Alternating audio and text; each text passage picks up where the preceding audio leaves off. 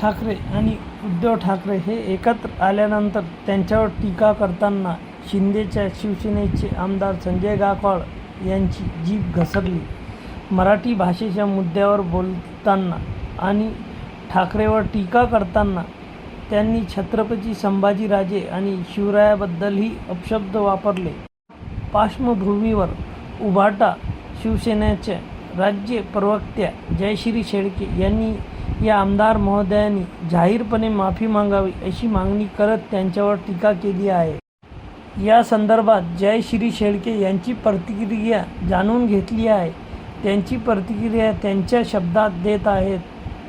त्या म्हणाल्या की दिल्लीची जी हुजुरी करण्यात किती लाचारी पत्करायची याला काही मर्यादा, परंतु या सर्व मर्यादाला पार धुळीला मिळवण्याचे काम काही SNC गटाचे